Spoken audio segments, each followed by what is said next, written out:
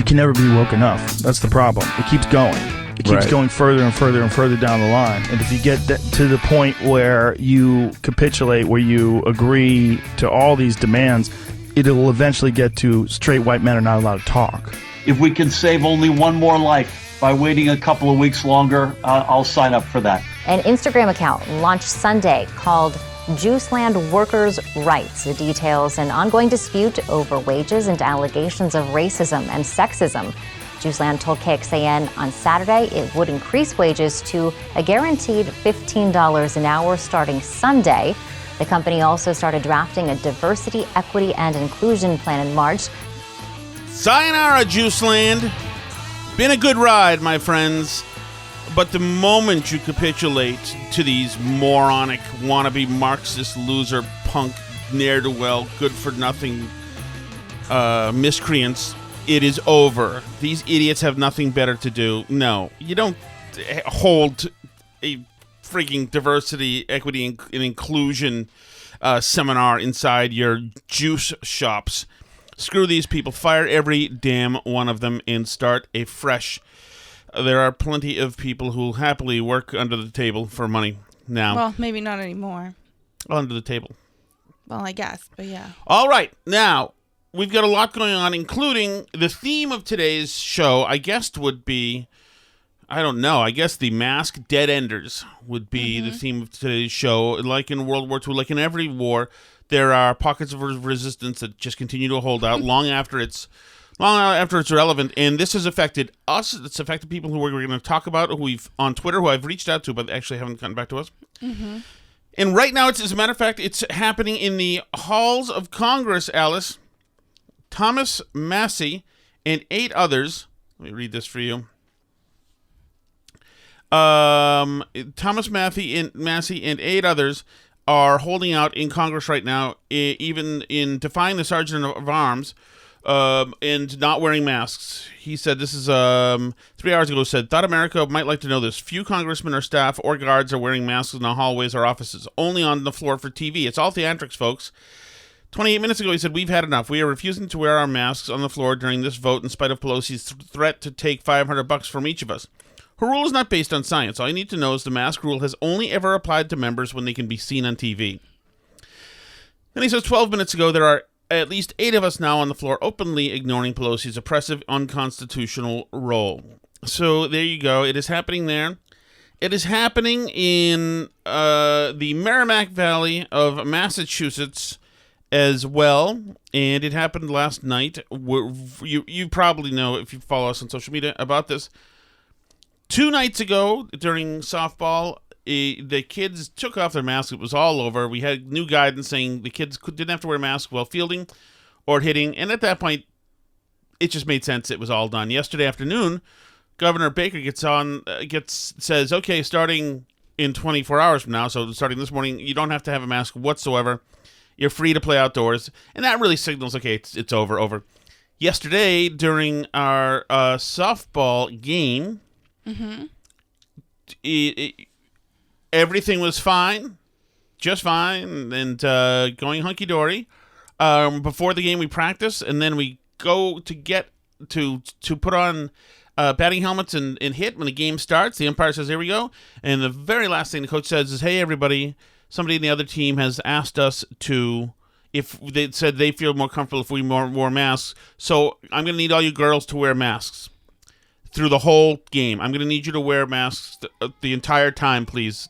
The girls moaned out of disappointment, and they were dispirited, and it's true.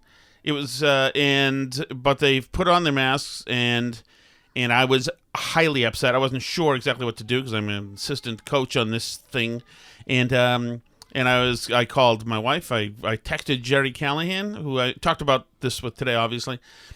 And I didn't know, should I rip Sally out of the game? I went actually for a moment to my car to get a mask. Then I said, screw it. I just put it in my pocket. And then I asked Sally, my daughter, if she wanted to stay or go based on the mask. She wanted to stay. I mean, the girls still wanted to play. They were just disappointed. Mm-hmm. And so because one person on the other team, one parent on the other side, decided that their kid felt uncomfortable, about 25 other kids had to be made to be uncomfortable instead of that one kid. As I coached first base, as they gasped for air, running down to first base throughout the game, I was not pleased. Not pleased. I don't want to even think about it, actually. The more I think about it, the more I get myself upset about this. Now, I guess you could say that it was one last troll, one last piece of bullying from that parent before Charlie Baker's, Governor Baker's law, whatever came into effect. Not his law, his regulations came into effect. But or went out of effect, really. The regulation, there doesn't have to be a law that you have a right not to wear a mask. You naturally have the right so not to wear a mask. So maybe that was the last thing, that it was the last thing. Maybe not, though, based on this thread from Lowell, or the woman's from Lowell, right? The Twitter. Well, that's, person. So yes, and she's a teacher at UMass Lowell, I think. But we should read that Twitter thread, as a matter of fact. But now, as of now, then, there are, I mean, this was done, the way this was done yesterday was very interesting. It was just done interesting. It was perfectly executed. None of us knew about it. None of us debated about it. It was a personal plea from one person who was actually a parent of somebody there, not actually the coach, but was running the team because the other coaches hadn't arrived yet, who made somebody set him up to make the personal plea. Some other parent. To our coach, who just greenlit this thing to himself, which is actually a bit of an overreach because the regulations for softballs said that you didn't have to wear them when fielding or hitting, but then they had to wear them through the whole time. So it was unilaterally ratcheted back by our coach, which I'm smiling about right now. But so what will you do? So next week, say you're playing a team. Isn't there a game like Wednesday or Friday? Right. So say you're playing your game Wednesday, and the coach comes to the team and says, okay, somebody on the other team said we all have to wear masks again. I believe I will raise hell. What will you say? I will say, we can't ask the girls to do that. We've got no authority to do that whatsoever, to ask them to put on something that's going to inhibit their breathing. When there are no regulations for that whatsoever. In fact, having them wear masks will be more harmful physically to them than not wearing masks. We know that the CDC doesn't recommend masks, and the state oversight authority doesn't recommend masks. And if somebody feels very uncomfortable in the other team, they can wear masks, or triple mask, or quadruple mask. But we have no authority to be asking people to do this, to be asking our team to be wearing masks whatsoever. I didn't bring a mask, and I'm not going to inhibit breathing for a mask. And I believe that's what I would say. If they had the audacity to just do it, and maybe they do now. Well, of course they do, because everybody caved this time when they do it. Why will anybody feel like they can't do it next time? Maybe you're right. I mean, it's a small little thing, but I didn't technically cave. I'd never put a mask on. I get the feeling. Had I been there, I probably would have told our daughter that she didn't have to. Right. And seen what happened. See if the coach wants to be in an argument with me over it, but I would have told my kid that they didn't have to wear it. And that's why it was done so stealthily. Right. That's why he did not seek feedback from anybody else before explaining to them that he had already offered on their behalf that they would put on masks to make one person feel comfortable. And you can't wait for everybody to be comfortable, because there are some people who are just now psychologically messed up by the COVID pandemic and will never be comfortable. Did you see the New York Times story on the people that need to keep wearing masks? No, but I've heard. I don't know if I saw that one, but there's also, I think, New York Newsday, an editorial said that we should be prepared to have masks. Yeah, there are always people who are sure they're going to get sick, and now obviously you've given them now a license to, to have an action item attached. Right. So this New York Times story starts. Whenever Joe Glickman heads out for groceries, he places an N95 mask over his face and tugs a cloth mask on top of it. He then pulls on a pair of goggles. He has used this safety protocol for the past 14 months. It did not change after he contracted the coronavirus last November. It didn't budge when earlier this month he became fully vaccinated. And even though President Biden said on Thursday that fully vaccinated people do not have to wear a mask, Mr. Glickman said he planned to stay the course. In fact, he says he plans to do his grocery run double masked and goggled for at least the next 5 years. Good for him. Good for Joe Glickman. So Joe Glickman apparently was at our softball game yesterday. And if we continue to do everything based on what makes Joe Glickman comfortable, we're all going to be wearing masks and probably hazmat suits for the next 5 years. So, that can't be where we are, is that like, if one person says so, we have to all do it. Right. I agree. I just, I don't want to think about it anymore because I think that it just only makes me angry. It makes me effing rip bleep to think about it. Mm-hmm.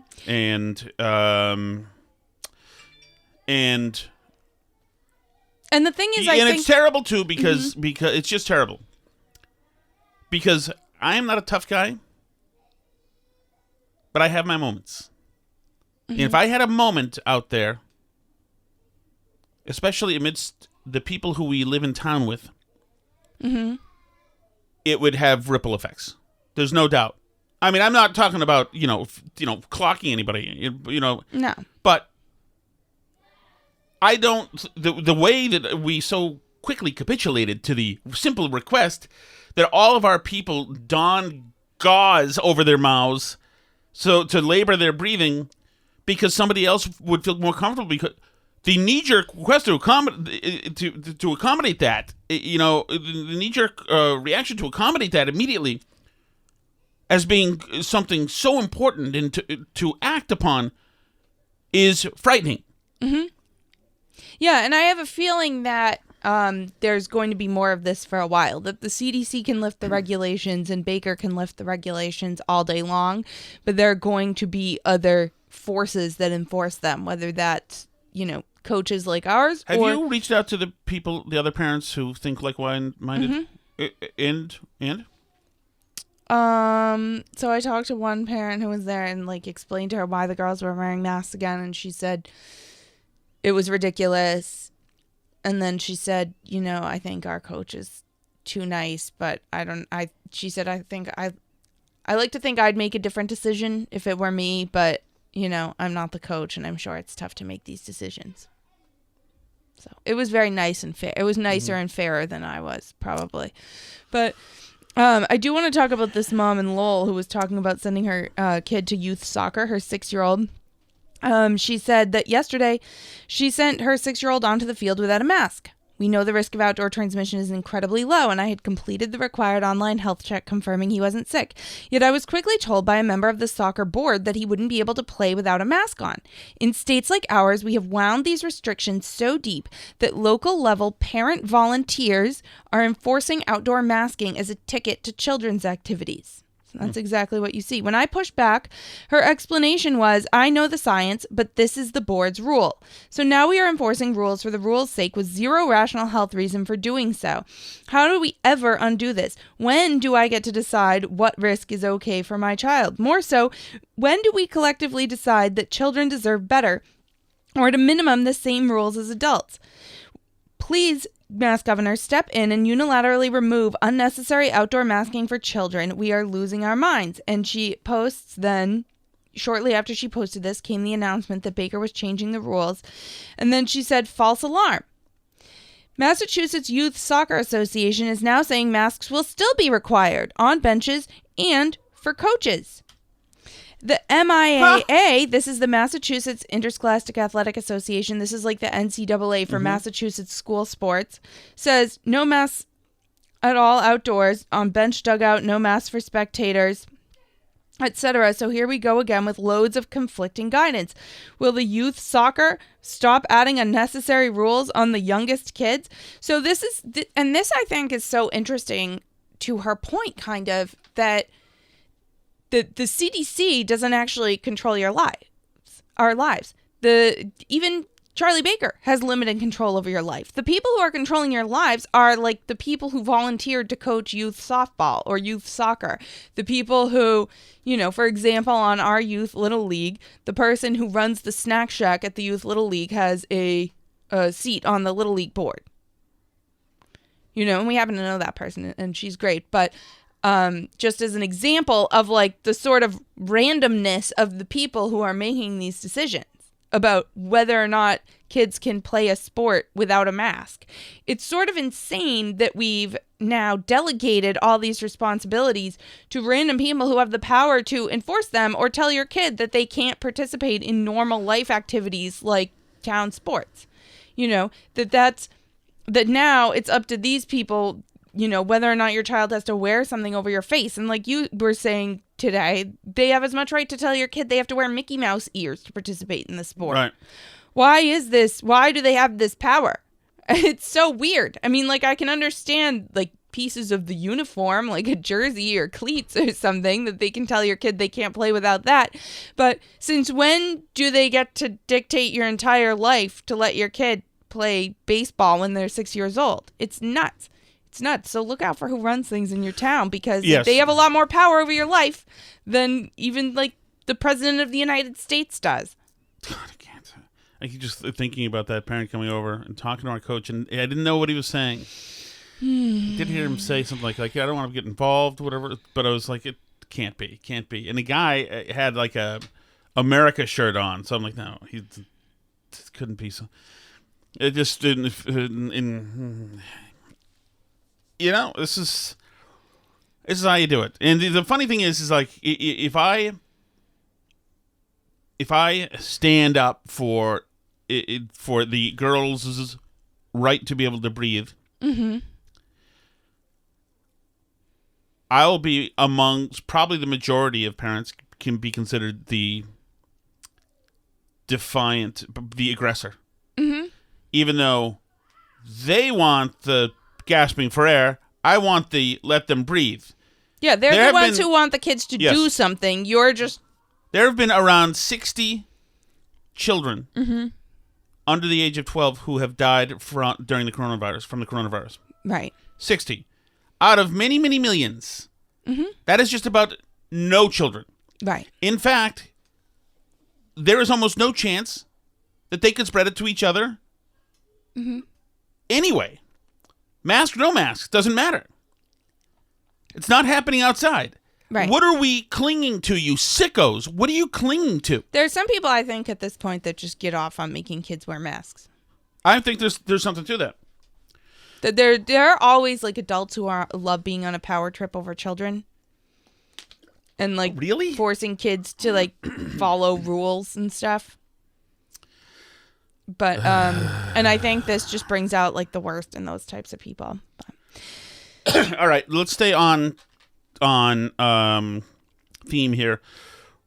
And this is another part of the problem here. This is the top-down problem that we've seen for the last year. This is Governor. It's Tim Murphy, right, of New Jersey, right, with Jake Tapper. This guy should not have his job anymore. You'll hear why right now. Sure, a lot of parents are happy to hear their kids are going to be headed back to the classroom this fall. But why did you decide to go against the CDC guidance and keep the indoor mask mandates in place for fully vaccinated people? Good to be with you, Jake. I wouldn't say necessarily against it. We're just not ready yet. We're not ready yet, says Tim. Everybody, they're just not ready. No. Still could. Somebody could die. Something could happen. I'm just feeling. It's a feeling I have in the pit of my stomach. Not ready. We've been clobbered not once but twice. We've lost over 26,000 people. We know the virus is half of what New York lost, but I understand. Everybody's been clobbered here, Tim. It's been happening all around the world, as a matter of fact. More lethal indoors. And you're asking somebody who's at the hardware store working there or in a retail or a grocery store to make the judgment on who's vaccinated, who's not. We're not there yet. We're close. I think we're, within a matter of weeks. The person in a retail store, if they're vaccinated, are they safe? Yes. Then why are they caring who's vaccinated and who's not? Well, maybe they haven't gotten vaccinated yet.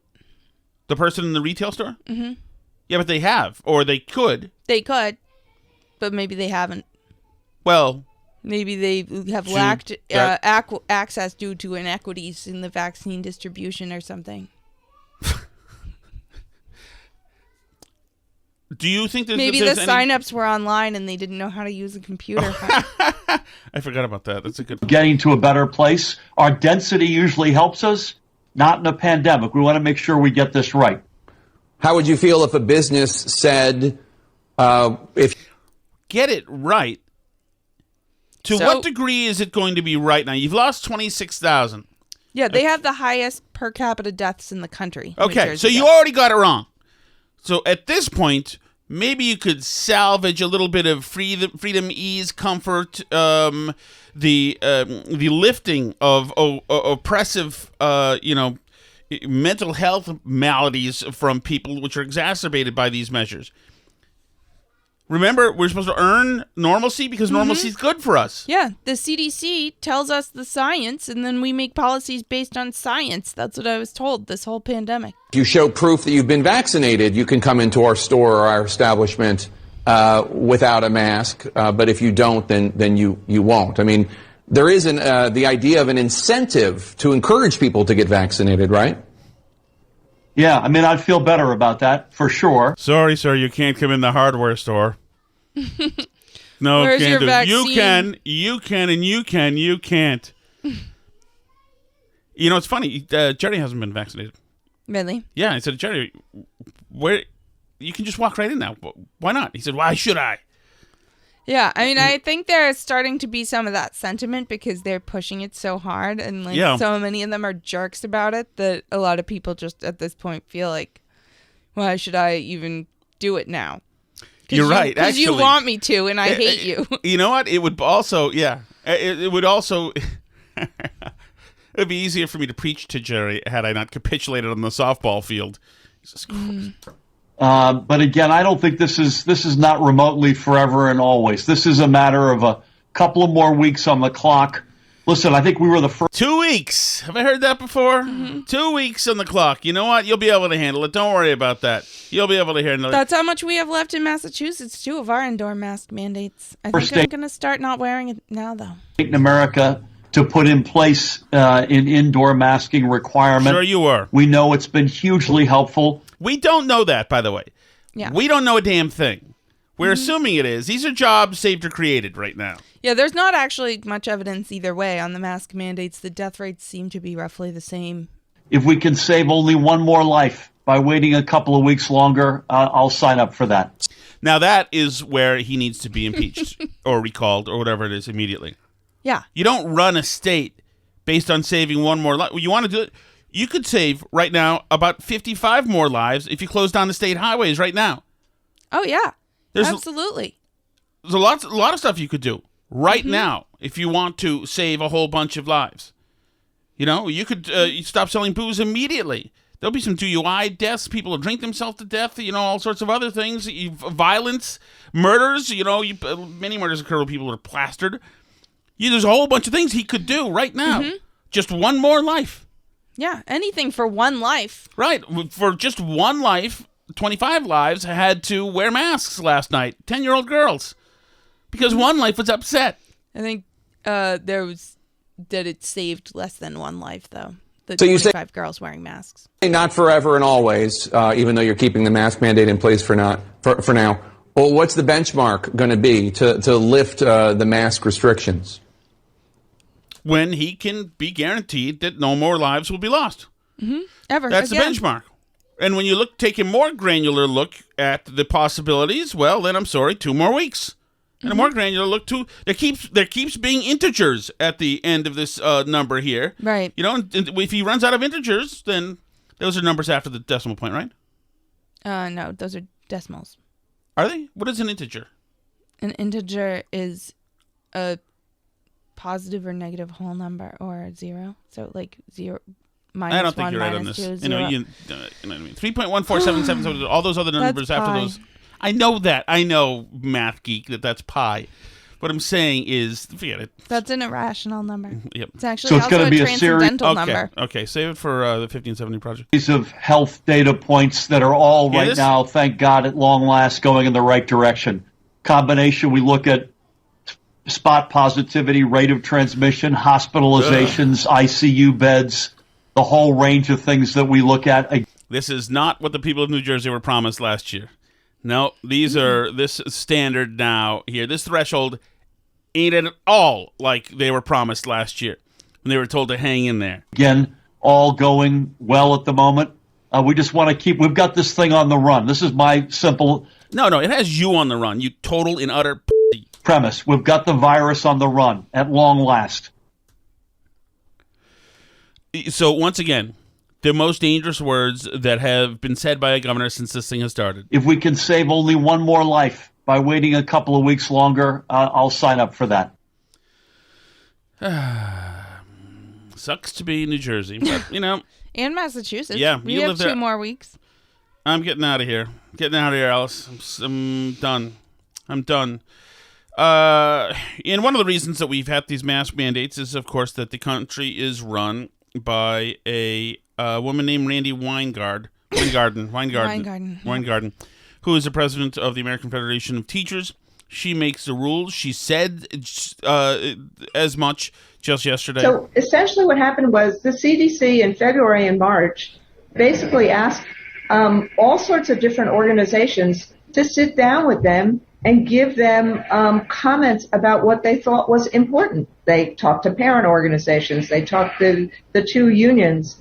They asked us for language. So in other words, the CDC requested an audience with Randy Weingarten. With Queen Randy of America. Exactly. And said, Your Highness, doth tell us what to say, and we will say it. And we gave them language when they asked us for it. But if you look at the public record, I was saying these things publicly, these kinds of things. So there's nothing nefarious about doing this kind of work. No, the orders I gave them, I said out loud as well. That's right. There you go. How freaking crooked and messed up is this? Okay.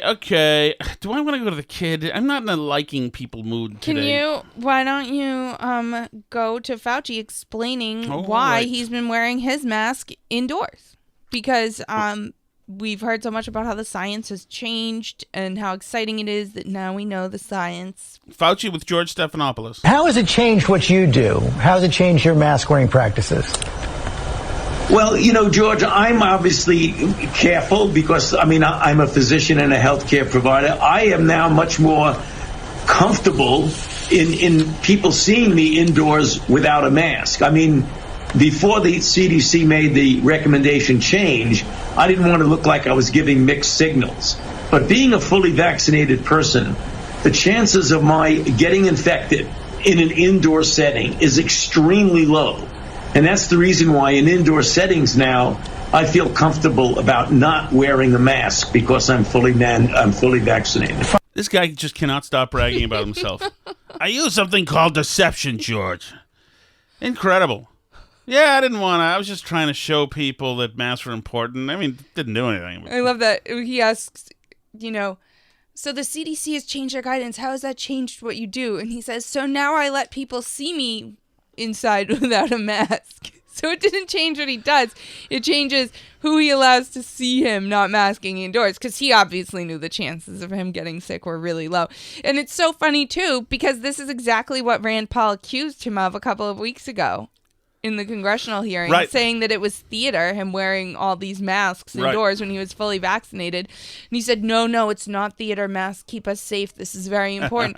And now he's turned around and said, yeah, I just, didn't want to send mixed signals. I wanted you guys to think this was the right thing to do, even though I knew it was all BS the whole time. You've been vaccinated and you parade around in 2 masks for show. No. You can't get it again. There's virtually 0% chance you're going to get it, and yet you're telling people that have had the vaccine, who have immunity. You're defying everything we know about immunity by telling people to wear a mask who've been vaccinated. No. Instead, you should be saying there is no science to say we're going to have a problem from the large number of people being vaccinated. You want to get rid of vaccine hesitancy? Tell them they can quit wearing their mask after they get the vaccine. You want people to get the vaccine? Give them a reward instead of telling them that the nanny state's going to be there for 3 more years and you got to wear a mask forever. People don't want to hear it. There's no science behind it. Well, let me just state for the record that masks are not theater.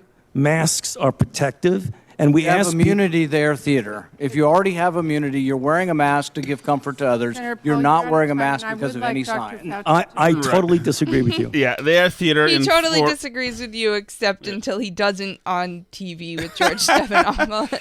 They're theater, except, right. And when it comes to our daughters, they are theater of pain and will be. While the Randy Weingartners and the big fat loser at softball decided on the other side, the parent, and the person badgering the woman at UMass as well. That is what it is right now. Please. Goodness. So tomorrow is softball? Tomorrow is another softball game. Who are we playing? Do you know? Don't tell me. I already gave them. I don't want spectators. I appreciate it if you want to stop by, but we're going to keep this in-house. All right. Speaking of incarcerated, a little kid named John spoke at the Martin County, which is in Florida, Martin County School Committee meeting. He's sick of the COVID restrictions as well. And let me play this and you just tell me what you think. Turned 10 years old. Talk a little closer to that. I just turned 10 years old, and I am a 4th grader at Felix A. Williams. I expected school to be a little bit different in the beginning, but I didn't think it would stay this way all year long, and I was surprised by the rules. A lot of them didn't make any sense to me, like the fact that we were not allowed to play on the playground or have student council, or turn to face each other at lunch. And we also have to wear masks outside at PE and on track. Okay, so far, he is delivering this very well. Mm-hmm. It's really read as if he wrote it. I don't love kids going up. First of all, it's a waste of time. If I'm an adult, I'm already at this godforsaken meeting. I don't like the idea that kids are talking. Some people like town council meetings and stuff. Obviously, the kid's there for effect. I don't think that he said, "Mommy, I want to speak to town meeting." He's obviously the kind of kid who definitely loves school. Definitely. This kid is, the way he speaks, his vocabulary, the really stellar performance here shows that he's undoubtedly a very good student. Do we love it? I love my school and all, but my teachers seem really stressed. First of all, he sounds like the Beaver. I love my school and all. He does. He does sound like he's straight out of like a 50s sitcom. Yeah, who talks like that? And that makes me feel bad. One teacher walks around with a clipboard full of referrals for any student whose mask isn't on properly. It makes me feel scared.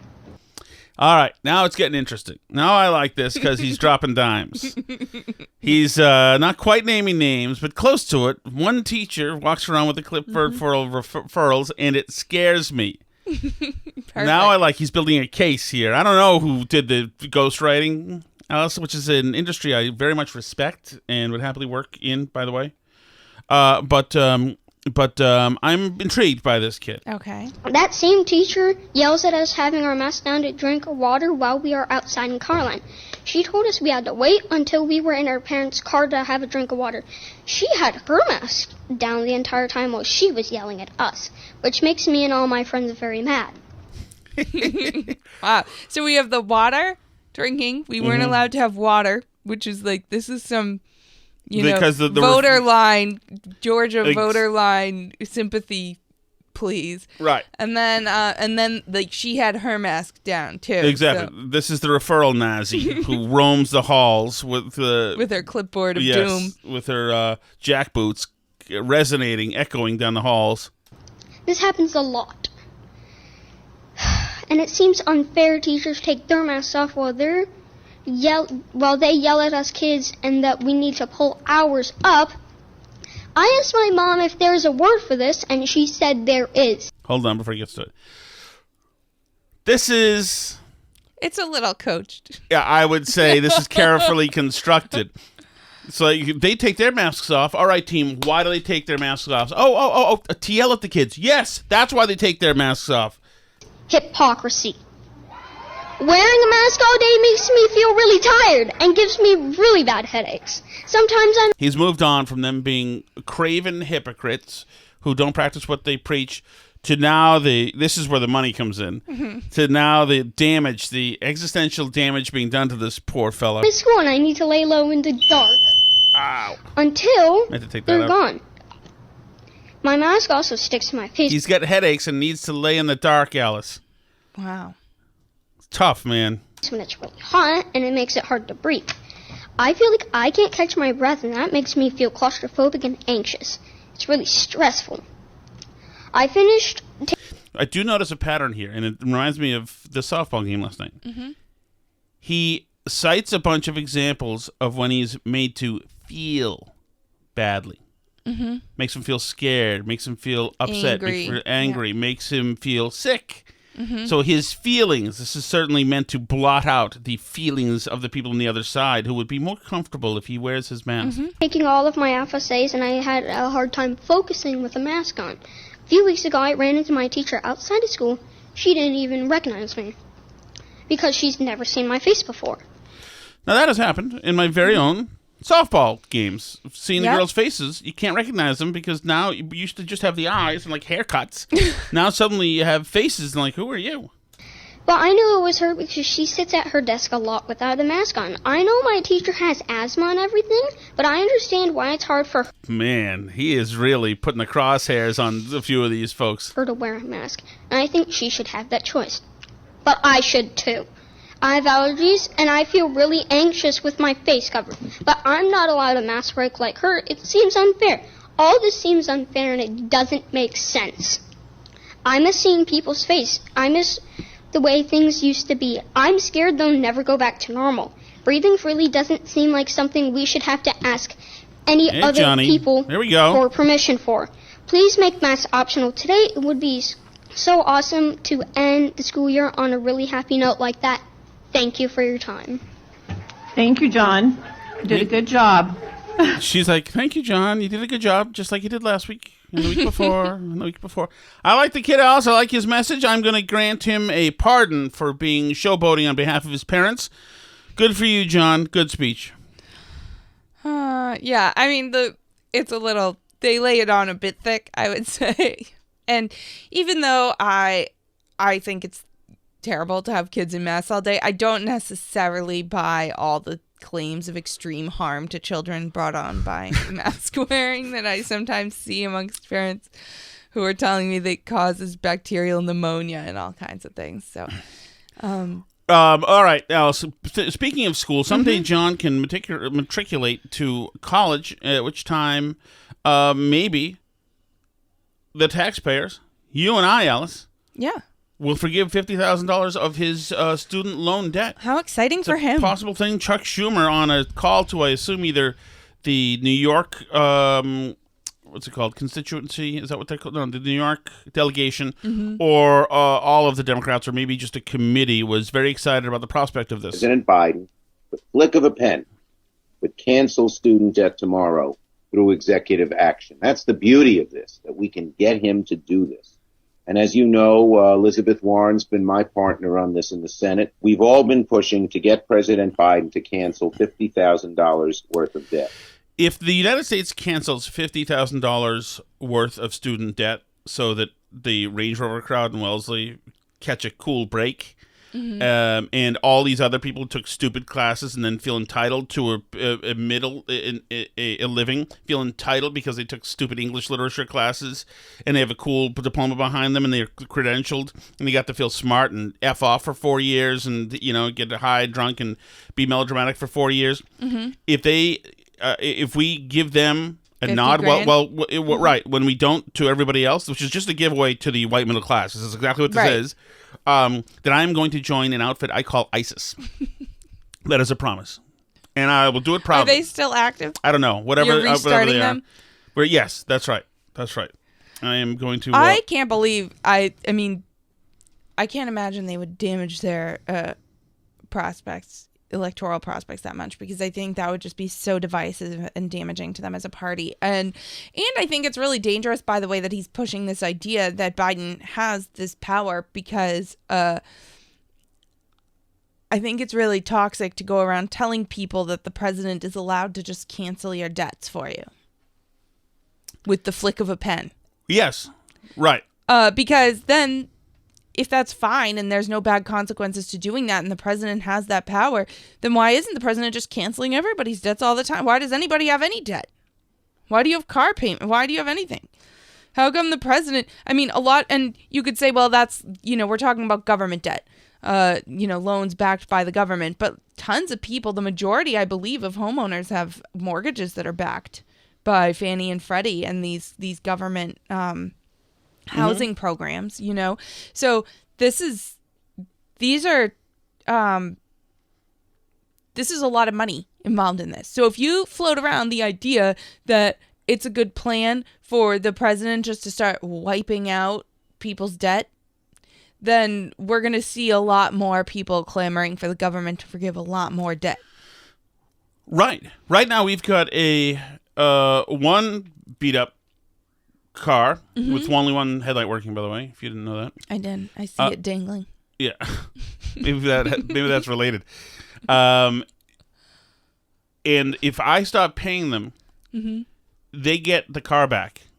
They send squirrely dudes in the nighttime, and they come here and they throw their own key in the car and they drive it away. Right. And the bank gets that back. If we foreclose, if the house gets foreclosed on, because we don't pay them, they take the house back. Right. And this is generally how these things go. My feeling is this is, if you want your debt forgiven, that's fine. Just give the education back. Right. And when you can find a way to do that, then that's perfectly fine. I think that's a fair thing to do. You want to be unburdened by the debt, that's fine. Just be unburdened by the education as well. And certainly the degree. You don't get to have the degree. Right. No, you don't get to put that on your resume that you're a graduate of wherever if, You don't, nobody is forced. If we're repoing your nobody's forced into college debt. Right, You're paying. They go through the whole thing with you and show you how much money you're going to need, and you sign up for all these different kind of loans and grants, et cetera, to try to make it work. It's all there. You see those real numbers there. They do all the work for you right there. You see them. Yeah, you have to fill out a lot of applications and all kinds of forms and give them your tax return. It's actually like a lot of work to take on college debt. It doesn't just fall on you out of the sky. You so that's the thing. Is check the wrong box and end up with debt. Right. You get some jerk off Marx. I'm sorry about that. Of Marxist to spoon feed you knowledge about how bad the country is. But you have to pay the school, unfortunately, tens of thousands of dollars a year to do it. That's you wanted that deal. That's the deal you get. You get to feel important and relevant for 4 years, and also party and learn to smoke weed and hook up. It's a fun 4 years. But when you get 4 years of educational Six Flags, you have to pay for it. That's what happens. It doesn't seem hard. No. And to think that somehow you're entitled. Let me tell you one thing. First of all, you're not entitled to student. Imagine that. There are people who are working right now, saving so that they can go to college and do it the right way. There are people who are going to college by day, working by night, absolutely killing themselves. Some people have to put college off because they can't afford it right now. You're not entitled to, I need college now when I'm 18. Right now, I get to have it all now. The one I want, I get to have it now. No, if you can't afford it, then no. Sorry, then just get a job. ROTC, do something else. Yeah. The words are out there. No, college was the best time of my life. Well, that's too damn bad. So, first of all, as somebody who has spent even recently a lot of time interviewing college grads, you got screwed, okay? With very few exceptions. Please. God. Colleges. My God. I'll tell you one thing. You start throwing away $50,000 to middle-class white people, if I'm a black person asking for reparations, Tom Shattuck is saying to you, hey, man, I don't know what to tell you. I don't see how little, Muffy Cunningham gets bailed out for something that she gets, but you get nothing from it. Since we're giving away free stuff, you get looked over again. Sorry about that. Talk to your good liberal friends who are doing this, the good progressives who are doing this, sidestepping your issue right over to college and middle class folks. But that's just life, which brings us, Alice, to Harry. I wrote Harry Truman on this cut. I don't think it is. I don't think Dax Shepard spoke to Harry Truman. Thinking about it, I think he spoke to, what's Harry's last name? Windsor? Yes. Is it? Yeah, he's Harry Windsor, I believe. It's the House of Windsor, is he? Or maybe he's Sussex now. Maybe he's Harry Sussex. I don't know. I don't know how he has any of these titles anymore. He's not supposed to. By the way, this Dax Shepard, it's so funny. He's a guy. Do you know him? No. He's a guy. I didn't know him either, but I finally Google image searched him today. And if you're my age, you have seen the entertainment community try to make a star out of this guy for 30 years. They were trying to launch sitcoms with him in the 90s that were just like, Seinfeld, Friends, etc. Mm-hmm. There was always something that this guy, an interesting bit of, all of his stuff flopped, unfortunately, but it's interesting. I never get away from this guy. I don't know anything about him. He might be a great guy, but he never quite made it. He was right there. They wanted him to make it. He was supposed to make it. He just didn't. So here's Dax Shepard with Harry Truman, the husband of Meghan Markle, and a couple of topics he talks about. You're in the tiniest in-group of all time. Yeah. Like, there's the whole country, and then there's you guys, and you're standing in one direction, and they're standing in the other direction looking at you. The whole world. The whole world. I was liking it to Truman Show. What's happening? Malfunction? I've lost OBS. That's the program we use to make the videos. So. You've totally lost it? All of it? It totally went away. I don't know where it went. It's just gone.